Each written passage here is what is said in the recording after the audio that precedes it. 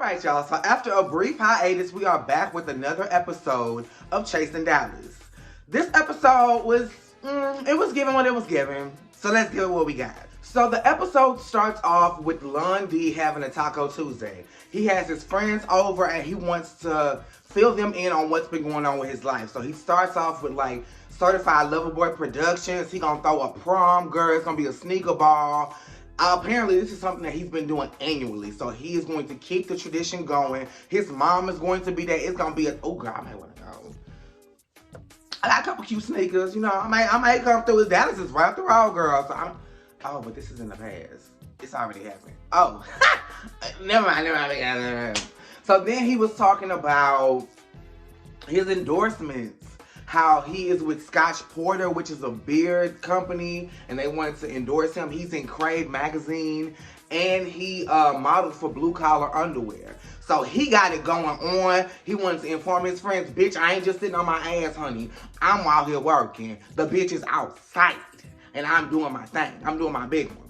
And shout out to your mom for catering. The fact that she is a good enough cook to cook for other people and she is catering, mama is getting that coin and I know the food gonna be good. I know because there's a lady at my home church who caters and when I say her food be slamming, Ted Lee meets up with his friend Mark.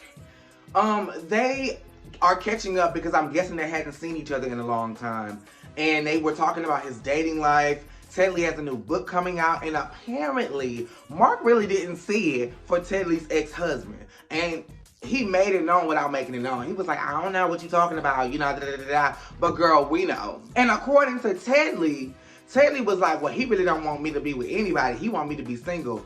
Girl, that's tease for like, I want you for myself. Like, that's tease for like, I like you for me. So maybe I'm not putting anything into the water. I ain't putting anything into the atmosphere. But maybe y'all should explore dating each other. I know y'all are friends. And y'all don't want to complicate things. But girl, if you like him. And he kind of like you. Why not rendezvous? I just, life is short. It's to be lived. I still believe in monogamy. Even though some people in my circle do not. I feel like even with the sense of me embracing monogamy, y'all should still like, you know, you single, he's single. Why not? Don't nobody gotta know. Trey's daddy stands him up. I'm rushing through this episode. And it's not because I'm rushing through it because I got some, well, I am going to the gym after this, but it really, you know, y'all really kind of got to it. Y'all really didn't give us much to talk about. So Trey's daddy stands him up. Because y'all wanted to make the entire episode the ball. And it was like, girl, but I mean, it was cute for what it was. But Trey's daddy stands him up. We kind of knew that was going to happen.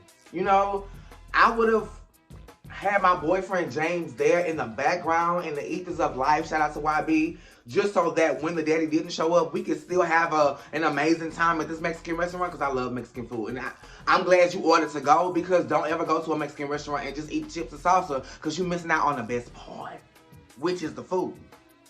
Hallelujah. But yeah, he called his daddy like 3 times and it went straight to voicemail. And when he called James, James was like, you did what you needed to do. I mean, still apply pressure. And Trey was like, apply pressure.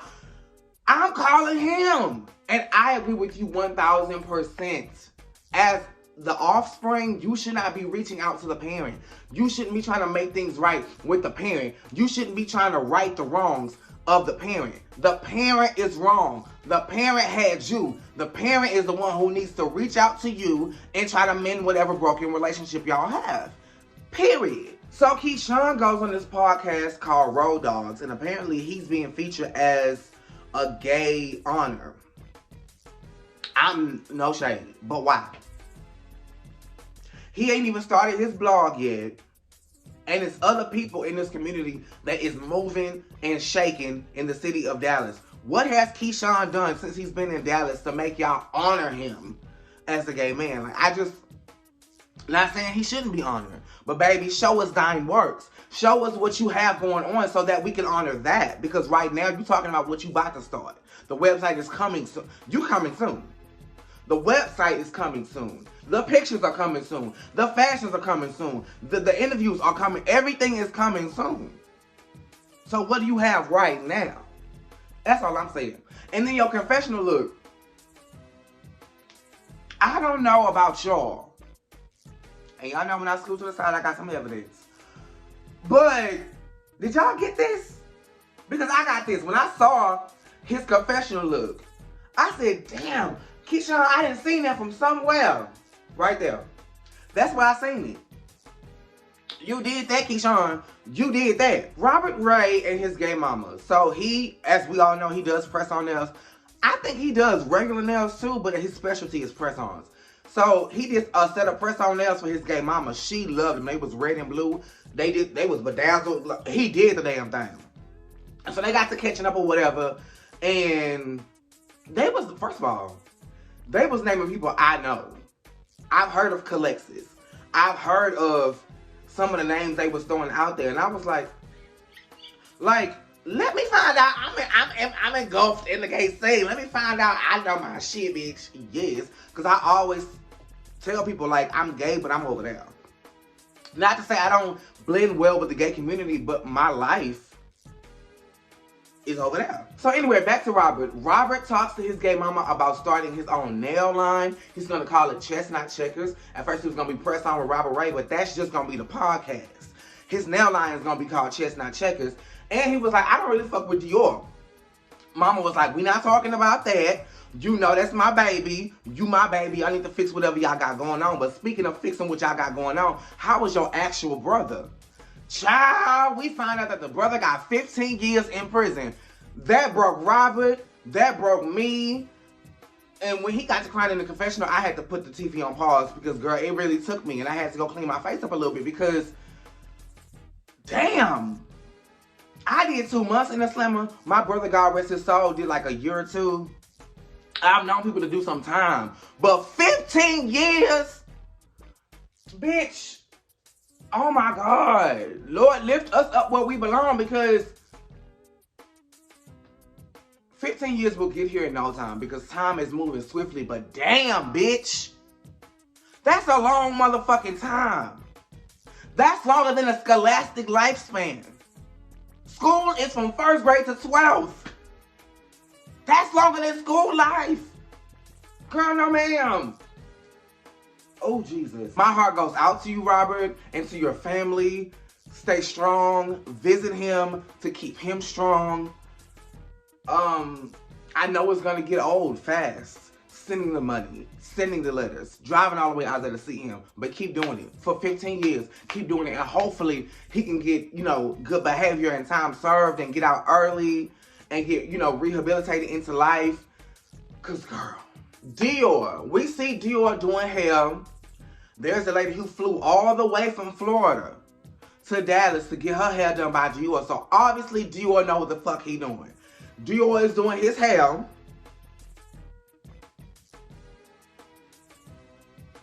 And they get to talking about some of the businesses that he wants to start up. He wants to start dating. And he also wants to do something like reselling his old clothes. He has a lot of clothes and he wants to start reselling his clothes that he doesn't wear anymore. And he wants to call it Dior's Closet. I'm here for that. The Kardashians do it. A lot of people do it. Marlo. Marlo from Housewives was renting out her clothes. And you can do the same or you can sell them however you want to do it. But I think that's a cute idea. If you have a lot of fashion forward clothes that you don't wear anymore, why not make money off of it? Hallelujah. The Kiki Ball. This is the last part. The Kiki Ball was giving what it was giving. Now, I don't know if you were seeing something I wasn't, Kiki, but you kept saying judges. And it was only one judge. I don't like that. Like, were you talking to Markel too? Was he a judge and just holding the camera so he really didn't get to say anything? Or what? Because the only judge I saw was Robert. He was doing this, saying yay or nay. There was no sign. He didn't have no dry erase board to write a number to give the tens. Nothing. He was just sitting in a folding chair doing this and saying yay or nay. And you kept saying judges, judges, judges. Another thing. Don't overexert yourself, mama. You went to Vogue and you gave all that you could give, girl. You was going against Jeff. All you had to do was do a cartwheel and do a split, and you would have wiped the board. He was doing this. Girl, that ain't no Vogue. I can Vogue better than him, and I cannot. I cannot. So, girl, you gave all you could give, and then when it was time to commentate, it was like, I got no breath. You ain't got no breath. You ain't got, tell me how you gonna breathe with no air.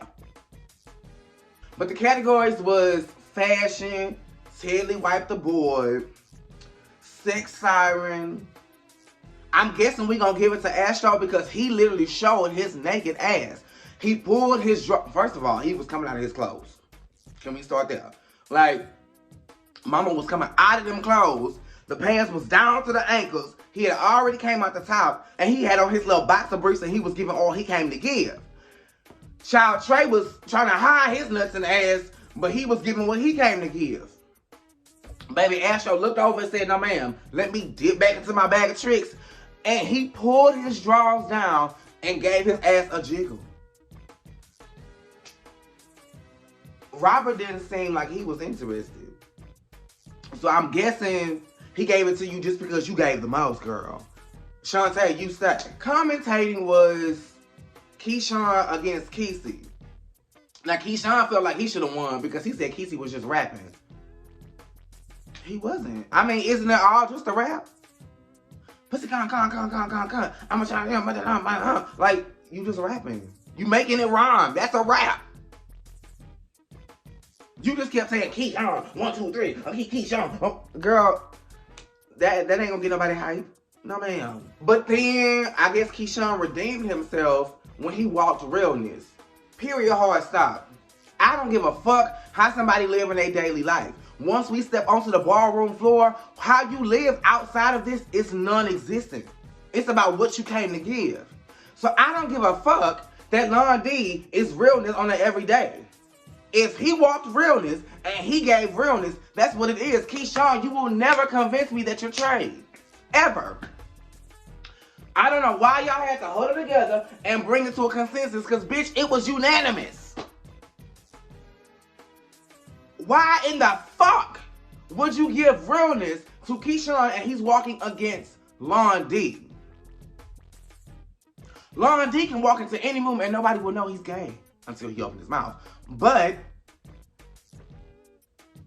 like, I don't, girl. But that was the episode, House of, what, LaBeija? House of, the team that had Lon D, what's his name? It was Teddy, it was, child, the team on the right had won. And that was the end of the episode, y'all. It gave what it gave, so I gave it what I had. Make sure you are liking, commenting, subscribing, and that your notifications are on. As you can see, I'm back on my original channel. I'm just going to use the other one as a backup channel should the shit go sour. Okay, I love y'all. Again, like, comment, subscribe, and I'll see you next time. Same place, same time.